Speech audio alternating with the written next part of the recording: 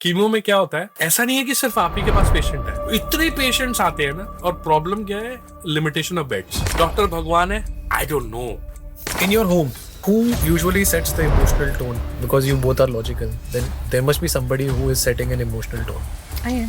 Because yeah, she is. I had been emotional on multiple instances, but I used to cry in the balcony. I never cried in front of anyone. Chemo में क्या होता है कि ऐसा नहीं है कि सिर्फ आप ही के पास पेशेंट है, इतने पेशेंट्स आते हैं ना। और प्रॉब्लम क्या है, limitation of beds. Limited beds. मैंने एक्सेल फाइल बनाई थी हमारी कीमो की डेट्स की। Everything I use to document, किस दिन क्या कराना है, किस दिन क्या कराना है, इस दिन तुझे अलग से एक इंजेक्शन लगना है and all that, because they have to make that hormone balance and everything so that she doesn't get her periods and everything। क्योंकि वो हार्मोन्स जैसी आएंगे वो वापस एक्टिव होने का डर रहता है कैंसर का, तो हार्मोन्स को डेड करने की कोशिश करते हैं कि बैलेंस हो जाए और वो बढ़े ना, तो उसके लिए इंजेक्शन लगता है। तो हर चीज को I use to document in Excel. We documented all our chemo sessions in the sense is din hona. Basis the duration that the doctor gave. Every 21 days. Every 3 3 weeks, we need to get a chemo done. So we planned everything. कब chemo होना है. Basis our jobs. I never took a leave. Just I took a leave for my operation. Otherwise, I was actively working. Coming back to planning, as per that, we planned कि 3 weeks के duration के बाद हमारी surgery कब होगी, radiation कब start होगा, वो सारा document होता था।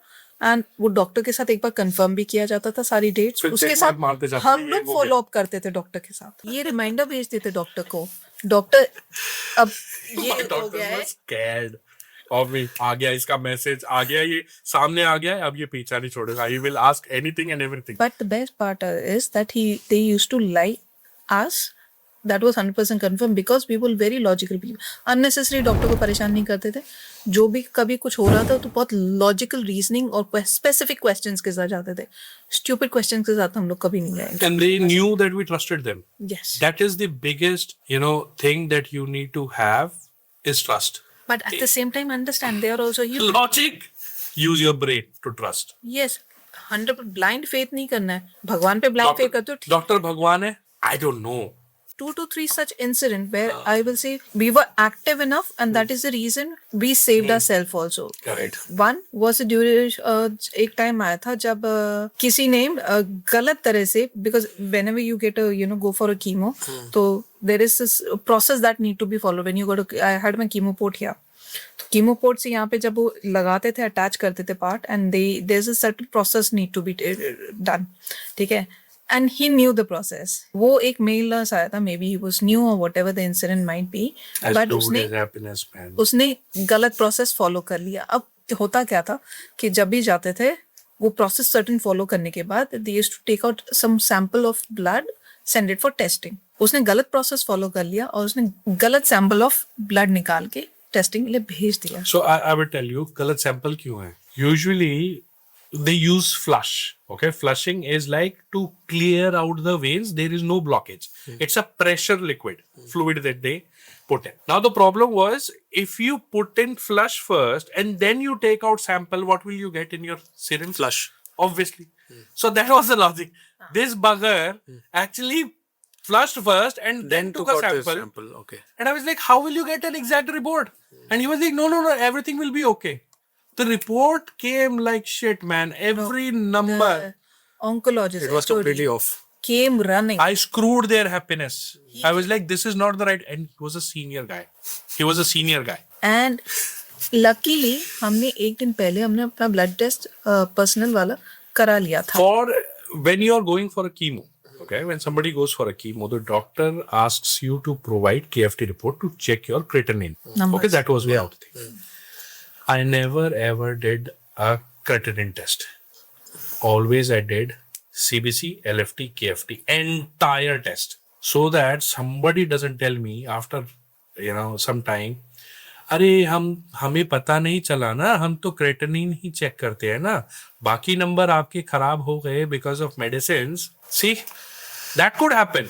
सो I was paying out of my pocket. मैंने कहा नहीं कोई बात नहीं, सैंपल तो जाना, खून तो उतना ही जाना है ना, टेस्ट ही तो होंगे, दे देंगे एक्स्ट्रा पैसे, करवाओ। मैं वो सारे टेस्ट करवाता था, एक टेस्ट की बजाय कि Parallelly, you are also having your Proactive. set of your proactive checks होने चाहिए। had reminders in his phone कि अब किस दिन अपॉइंटमेंट लेना है, वीक 2 हो गया है या वीक 3 हो गया है, अब इस दिन मेरे को टेस्ट वाले बंदे को फोन करना है अपॉइंटमेंट फिक्स करने के लिए। 5:30 initial few days I went used to go along with him, ठीक है।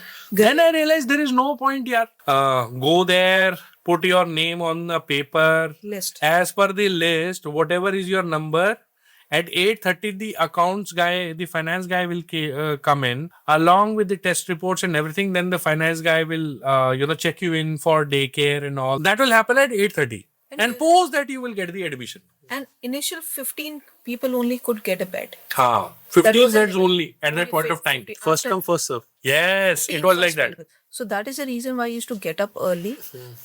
अपना तैयार हुए, पहुंच गए, लिस्ट में नाम इनिशियल 5-10 में या फर्स्ट 10 में हमारा आ जाए, to ensure that. So confirm that I will get a bed. Reason is why I used to get a bed was the moment को लोग मेरे को इंजेक्ट करते थे, मेरे को थोड़ी देर में मेरे को नींद आ जाती थी। General doesn't happen with anyone, everyone. Generally लोगों की नींद कम आती है during the cancer treatment, but with God's grace कह लो या मेरी body, thanks to my body, I slept a lot. एक इनिशियल स्टेज पे जब मेरा कीमो स्टार्ट हुआ था सॉल्मन, तब हुआ था जब डॉक्टर्स हमें बताता है कि कीमो के बाद फर्स्ट 10 days या 1 week आप क्या खा सकते हो, क्या नहीं खा सकते, ठीक है। बिकॉज आपका कीमो हो जाता है, you very likely to prone to any kind of bacteria और इन्फेक्शन और anything. When I went to my mom's place, suddenly एक दिन तो my brother-in-law came with an infection, just minor cold or something, and I felt sick for 2 weeks. Oh my god. Could do Just with a common cold, you common felt cold, and मेरा fever और बहुत हालत खराब हो गई थी उस time पे, और मेरे साथ 1-2 बार ये चीजें हुई हैं। So that is the reason why he was all the time very hyper about के ज्यादा लोगों से मिलना नहीं है, या allergy के टाइप पे भी he stopped my family from coming to the hospital or anything. My family definitely felt bad. But later on they understood the logic that नहीं, वो सूरज की सेफ्टी के बारे में कंसर्न था, वो उसकी हेल्थ के बारे में कंसर्न था, and that was the right thing to do also. very right approach. Right thing to do. Because normally anybody is ill. I go ahead and say 100% yes, definitely a right decision. जब chemo अंदर जाता है तो पूरी body जलती है अंदर से, ठीक है। It's a hard poison and goes and burns your body up. And I told him कि मुझे कोकोनट वाटर दो twice a day. And throughout my process of 1.5 years, 2 years, मैंने खूब कोकोनट पिया है. That helped down a lot of, the heat that is produced because of the chemo. उसको थोड़ा सा कहीं पे कुछ ना कुछ उसने definitely help करा है मेरे को. And जो भी मुझे कोई पेशेंट कंसल्ट करता है, कभी मुझसे मेरा पॉइंट ऑफ व्यू पूछता है कुछ, तो उसको भी मैं कोकोनट ही बोलती हूँ कि कोकोनट जरूर लेना. Second was this particular incident of कि गलत सैंपल निकाल लिया था, and doctor came running when he saw the report.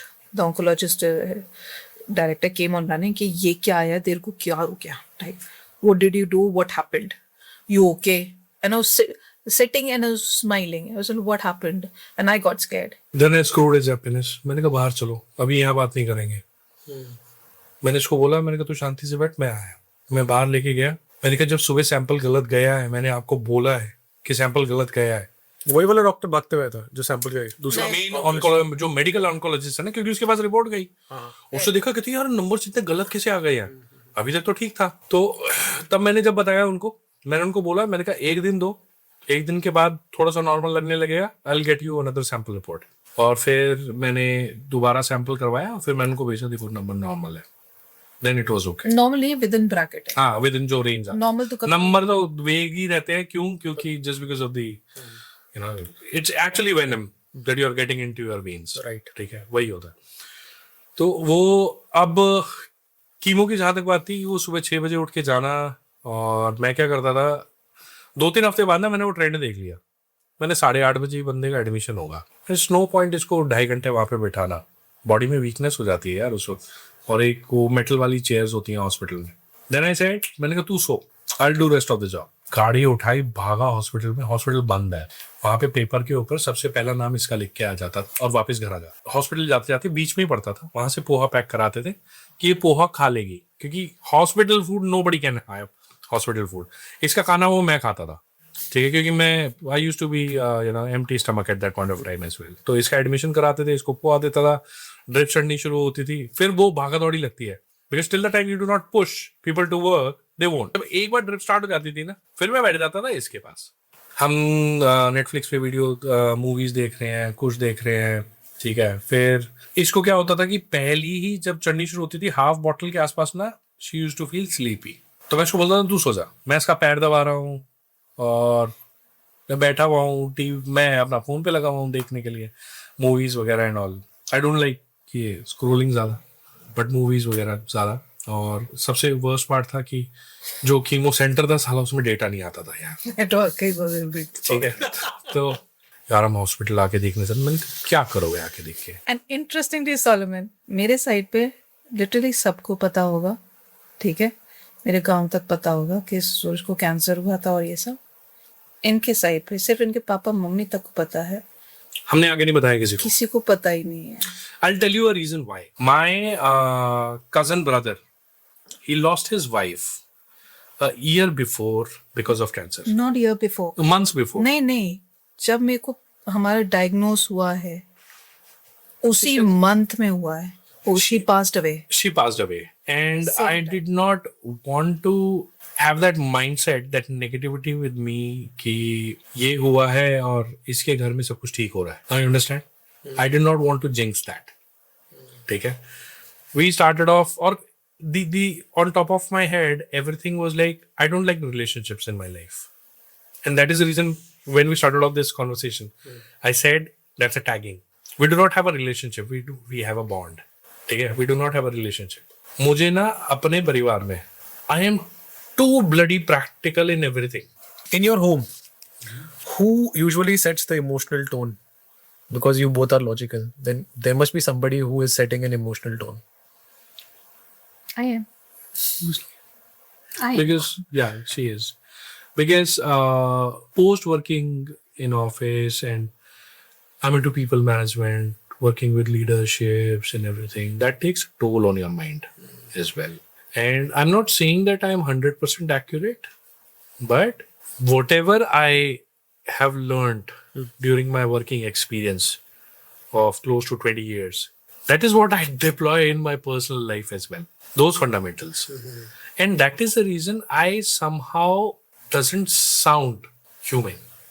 So I think you're operating on some mental models, if you have to say, or some frameworks, because of which the world for you gets simplified once you apply those Correct, frameworks. correct. Otherwise, it's very, very complex. Yes. So there's a term called multitasking, and you don't believe in it. I clearly can. There's no word called multitasking, No, there's no word called multitasking. according to you. Do you think that's true? It is in vogue, it is in trend, but I seriously think that it is another term for getting exhausted. Because I personally tried. Buddy, if you are multitasking, na, you're not giving your 100% efficiency in one task. 100%. That is the reason. Yeah. And that hampers your quality. So if it hampers your quality, gone. Let's get back to that part where you were telling कि 3 weeks से planning हाँ, तो मेरी life में ये सारी चीजें ऐसी रहती हैं. मैं हर चीज प्लान करना चाहता हूँ, क्योंकि मुझे ना कमिटमेंट फेल करने ना बहुत बुरे लगते हैं. If I have given a commitment to someone and I do not deliver to that, I am not human. You go hard on yourself? Yes, every time. अभी मैंने थोड़ी देर पहले ना मजाक में बोला, I am 2 years younger to her. Okay. The look that you see, the gray hair and everything, came too soon for me. It's not in the DNA, okay? It's not hereditary. For my dad, it came at around 40 plus. But for me, it started off when I was 27, 28. Yeah. Okay. Because I was all dedicated to the work. And I did not concentrate on myself at all. That is the reason everything took a toll on my health and everything. मेरी organisation में मेरे bosses क्या कहते भाई साहब, इससे बड़ा proactive बंदा नहीं देखा हमने आज तक. मुझे ये पता होता 8 महीने बाद ये गड्ढा कूदने वाला है. And we work, both of us work on numbers. Numbers hold a very important place in our life when it comes to work. कि अभी 3 गोल में से बोला ना 67%. उसी पे काम चल रहा है. Numbers hold very very important role. और हम लोग अगर मैनेजमेंट में बात करनी है, कुछ भी पॉइंट व्यू रखना है, we have numbers, will not talk of statements. I will not like to talk statements. ये भी मैंने एक्सपीरियंस से ही सीखा था. And this helped us during our chemo and everything also. हाँ, हमारा straight on numbers. हमारी कीमो चल रही थी एक टाइम पे सॉल्मन, एंड वी एवरी टाइम जो ब्लड रिपोर्ट आती थी ना, पूरी लिस्ट आती है, तो हम लोग every time used to keep a tab कि हमारे नंबर्स कहाँ जा रहे हैं. हम ट्रेंड देखते थे. फॉर एग्जांपल हीमोग्लोबिन का काउंट है, फर्स्ट इस पे इतना था, इतना हुआ, इतना हुआ, इतना हुआ, यहाँ पे गिरा क्यों? That becomes a alarming question. Doctor से मिलते ही अगला क्वेश्चन यही जाएगा. जब हम ट्रेंड ये देख रहे हैं तो ये नीचे क्यों आया? सेम गोस फॉर एवरी जो जेनरिक जो हाई अलर्ट पे रहते थे पॉइंटर्स, हम उन पे नजर रखते थे. ठीक है, कि वो ऊपर जा रहे हैं, नीचे जा रहे हैं, what is the trend happening.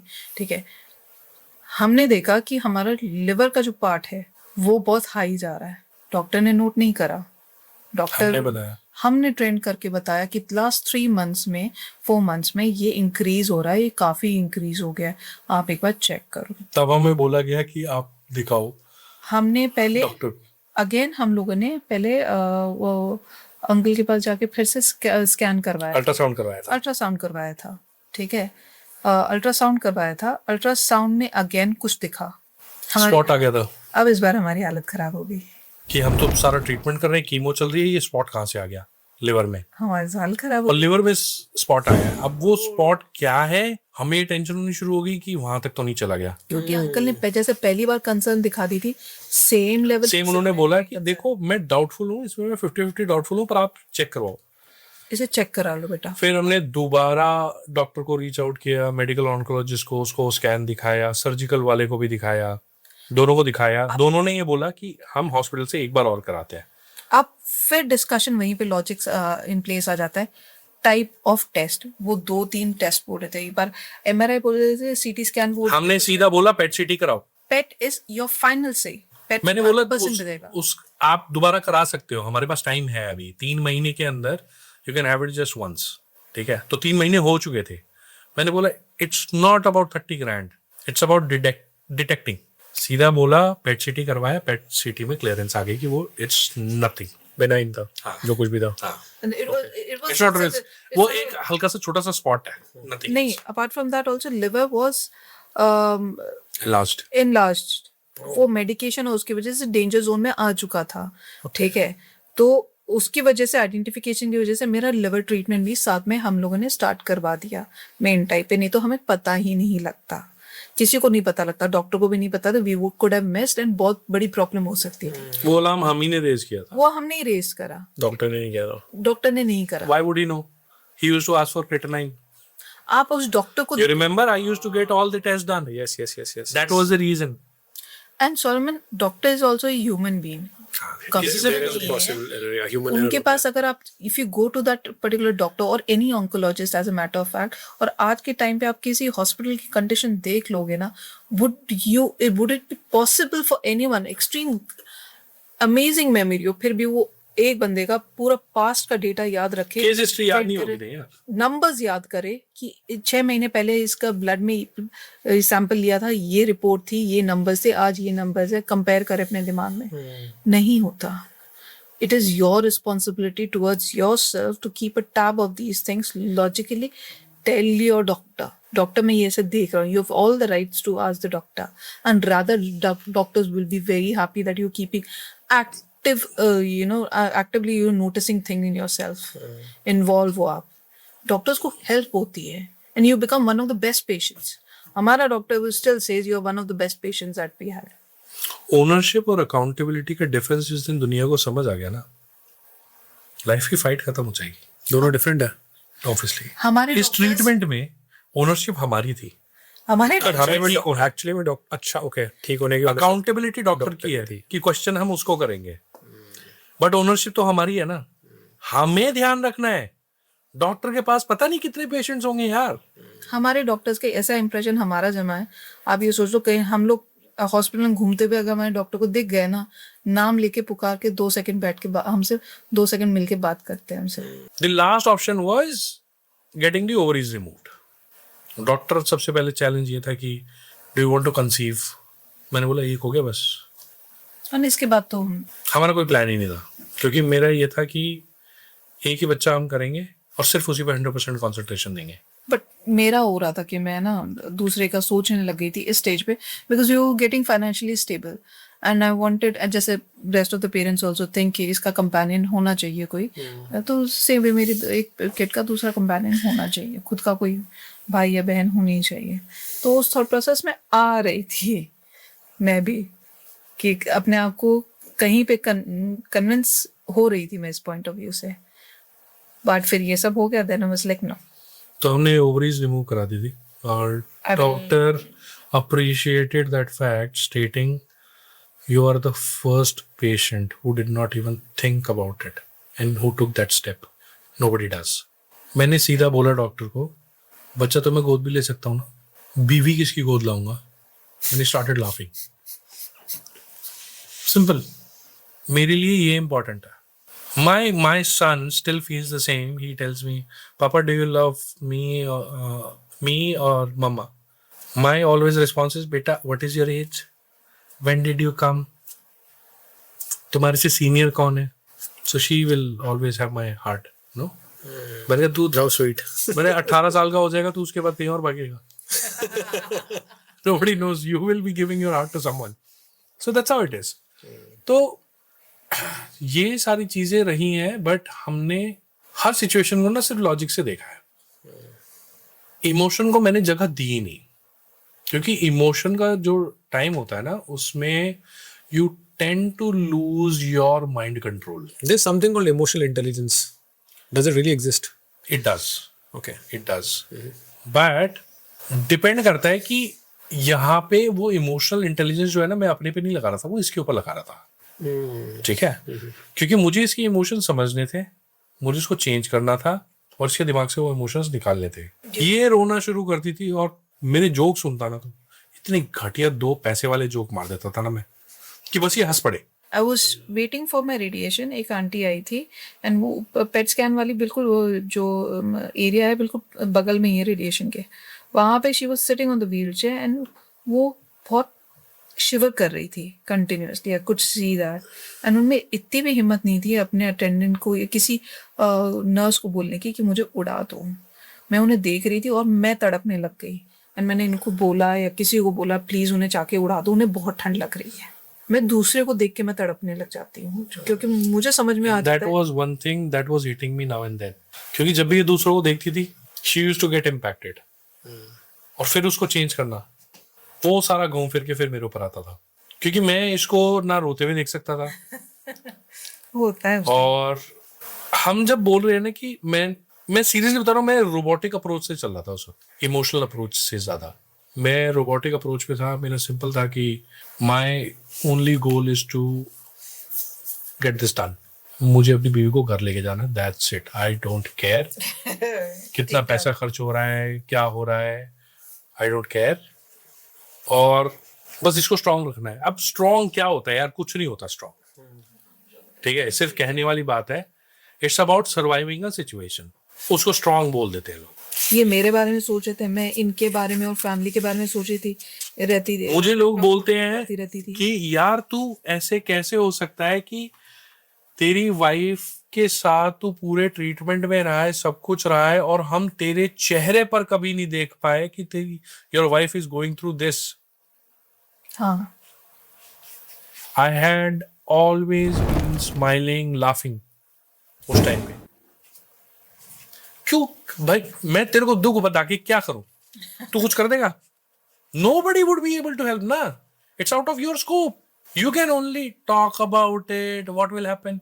मुहावरे सुन रखे ना हिंदी में, दुख बांटने से बट जाते हैं, भाई ऐसा कुछ नहीं होता. खुशियां बांटने से बढ़ जाती है. वो चक्कर क्या है, किसी की टाइपो एरर थी. दुख बांटने से बट नहीं बढ़ जाते हैं.